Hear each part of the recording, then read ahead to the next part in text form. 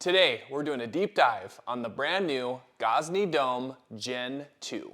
We're going to be going over heat up times, recovery times, new features, and much more. I do want to preface, this oven was sent to me by Gozney. I'm not being paid to do this video. I am not an ambassador. I don't make any money if you buy this.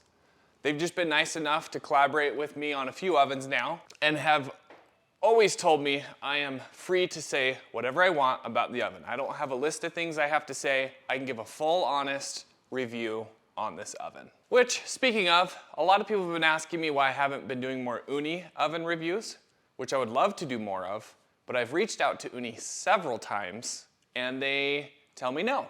And I've asked also even just for coupons to get them for cheaper. They've also said no. So Uni, if you're watching, send me some pizza ovens, and I would love to give you some honest, in-depth reviews. Moving on, let's get into the oven. What is new with the Gen 2? So the first thing is the flame. We've gone away from the circular flame coming out of the stone, and we've got the flame over on the side, much like the Arc and the Arc XL, which has the flame coming up and over across the top, which I like this because it opens up the stone for more room. You've got this nice clean line across the back here that gives you more room, especially when launching a 16-inch pizza. You can go straight back, which you cannot do on the Gen 1. They did get rid of the puck feature they had before where you've got a puck you can put on the left to cover the gas when you're cooking with wood and vice versa. They do not have that anymore, which means they've also gotten rid of the ash removal over here on the side. I'm a little torn on that because I really did like that feature. Even right now I've got some ash in here from cooking with wood, and right now my shop vac doesn't have a filter, so it just blows everywhere. So you gotta get a good vacuum to clean it out. Whereas before I just scrape it all into the ash removal, and then there'd be a little bit of ash and I would just get a leaf blower, blow it out. So that is gone now. There is a vent over here. So what they've done now is there's a modular kind of piece over here on the side. You can pull this piece of plastic off, and there's a fan control, an air fan control for wood burning. I have a video coming out on that, putting this to the test.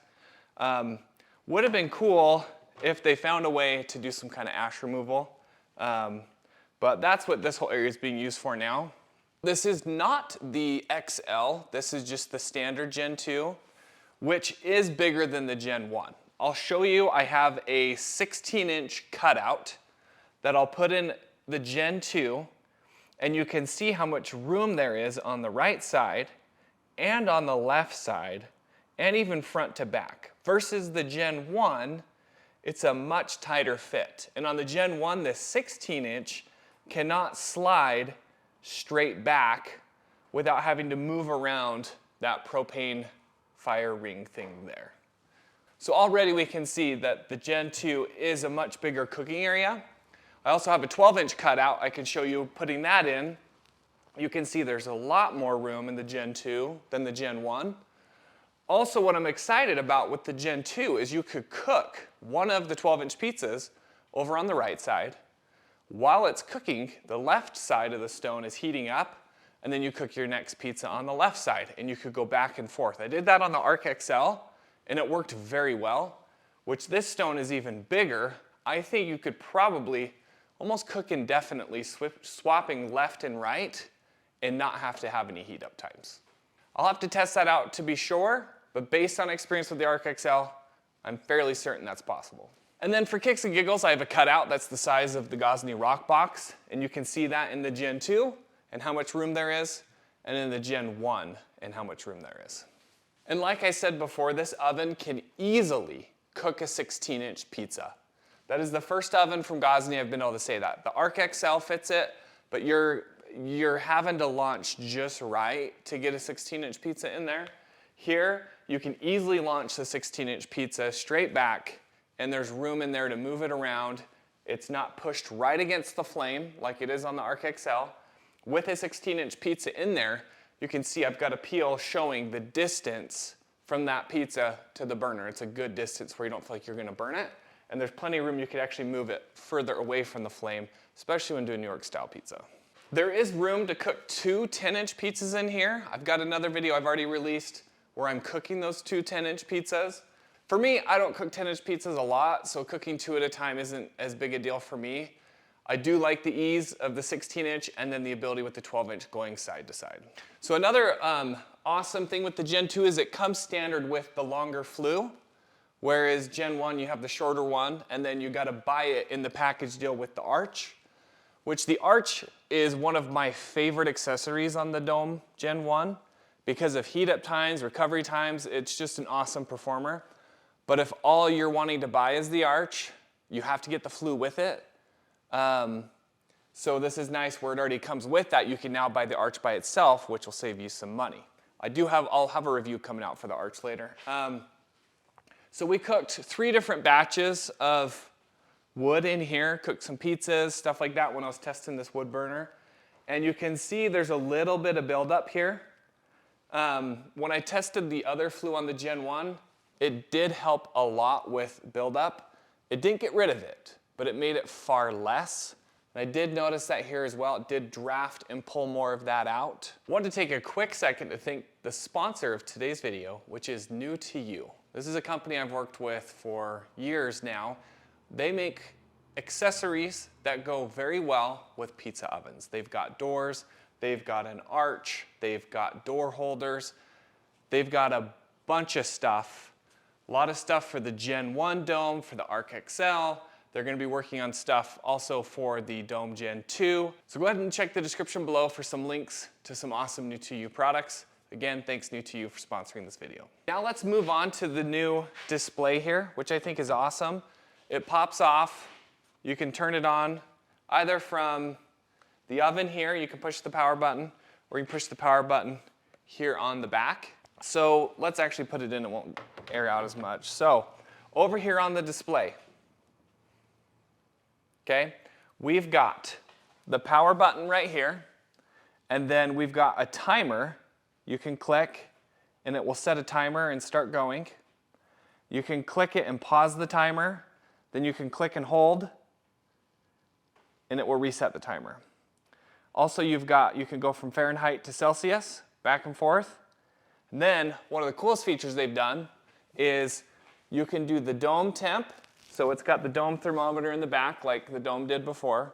But then you also have the stone temp, like the Arc XL and Arc, that's underneath. So you're getting both of those temperature readouts. And then whatever one you have displayed here, it'll show the other really small here. So you can always see both, and then you can choose which one you want to have the bigger, brighter number. You've got 2 temperature probe here you can plug in, and if you're smoking some meat or whatever, you can plug in and see the temperature of those. Also on the display, I'll show you real quick when you have this fan control. When it's paired, it will show you if the fan is on full blast, if it's on low. It'll show up here on the display screen. And then also as your oven's preheating, on this line here, it will show you if you're in the green or the red. It will show you that progress along the way. This display pops out, and you can adjust the brightness with a button here on the back, how bright you want it. And then you can go into like an eco mode. I don't know for sure, but that seems like something that would turn off the display sooner or later. And then it comes with these rechargeable batteries. There we go. Okay, so it comes with these rechargeable batteries that pop out. You can just do a USB-C to charge it. I think it came with 2. They also work with this fan control module. You can swap it out and use the batteries in here as well, so they're all interchangeable. Well thought out on that part. Over here to the control knob, this is a little bit different than the previous version. I like the knurling on this one a little more. The knob is a little narrower, but what I've noticed already is, on my Gen 1 at least, you could go past the high point really easily. So you'd come down to low, go up to high, and it would go past high. Sometimes it would just slip past, where on this one it's a hard stop. I haven't had that happen on this one. Now let's take a look at the heat up times. This is a test I do with a thermometer on the stone, seeing how long it takes to get up to temp. So we can see on this diagram here, It took me 49 minutes to get to 850 degrees, which for me, that's my benchmark. That's where I like to launch my pizzas. Some people like it hotter, 950. That takes about 80 minutes to get to 950. And then to 1,000 degrees is 109 minutes. So heat up times aren't too bad. Pretty sure, I mean, I'll be doing some comparisons with this with the Arc XL and other ones, and you can see the comparisons there. It's not awful, but it's also not like great.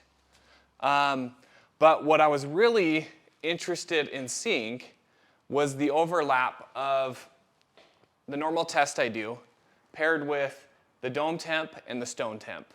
So I checked every 5 minutes and logged it. So you can see here, we've got the red line, which is the standard test I just showed you. And then we've got the green, which is the upper, and then the purple, which is the lower.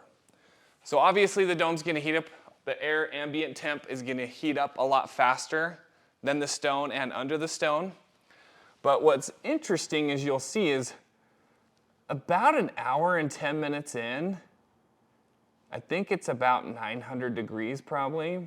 900 degrees, they all just culminate and reach a point where stone, beneath the stone, and the air are all about 925 degrees after an hour and 10 minutes. Do what you will with that information. I do like having the stone temp displayed. That's what I liked about the Arc XL. I still like to use an infrared thermometer before I launch, because even when the stone says 850, I've had it where it's 950 or 925, which is enough to burn the bottom. So super helpful, but still I use an infrared gun just to make sure, because I've had a few pizzas where when I was testing this that I burned because when I was cooking, I was going off the stone temp. Now let's go ahead and look at our heat distribution test. This is a test where I heat up the oven for about 45 minutes, make sure the stone's saturated. We launch a pizza at 850 degrees, not right when it hits it, but we've let it sit at 850 for a bit. Launch a pizza, we did a 16-inch, full throttle flame. We got the flame on full throttle, and we let it cook for a minute and a half. Don't rotate it. And what we're wanting to see how the heat is distributed throughout the oven. So here you can see the picture of the pizza afterward. Obviously it's burning more on the left because it's closer to the flame, but you can see how well it retains the heat throughout and how well that crust is browned around the back. Obviously the front isn't going to cook as much because we are going to be rotating the pizza as we cook it, but it is good to see that you're still getting some hot spots along the back and side. And then we did the same thing with a 12-inch pizza to see as well, and you can see there how it did as well. Burned a little hotter on the left, did pretty well around the back. Then we did our recovery test. This is a test where we let the oven get up to 850 degrees, same as our distribution test. Cook for a minute and a half, take the pizza off, temp it, which in this case we were at 720 afterward, and it took a minute and 40 seconds to heat back up to 850 degrees. So that's a good test to gauge how long you need to let it run before you launch your next pizza. If you're doing a pizza party and you're doing quite a few pizzas in a row, that's a good metric to know. Overall, I think this is a great oven. It is on the pricier side, but it also is capable of doing a lot more than what most pizza ovens can do. So I will be doing videos on the new door, the arch, the wood burning, the stand. I got a bunch of stuff coming out. So make sure you're subscribed to see that. But one thing I did want to say real quick with the wood burning feature here is that the new door doesn't have slots in it. If they kept the slots and had the door and then did some kind of drip tray that could funnel into what they used to have like with the ash clean out, where you could put like a pork shoulder in here and let it drip into some clean out, that would make this an awesome smoker. You could load it with briquettes or charcoal, get it going, have the control fan, which I think would have been really cool if they could have it tie in with the ambient probe. So you could say, hey, keep it at 250. And it would blow the fan and keep the temperature right at 250. You could use this as a smoker, a really good smoker as well. Something to consider, Gozney. So stay tuned for all that good stuff coming out here soon. Hopefully this video has been helpful on your journey of deciding whether a Gen 2 is right for you. If you guys have any questions about this oven, please comment below, and I'll try as much as I can to answer those questions. Other than that, thanks for stopping by.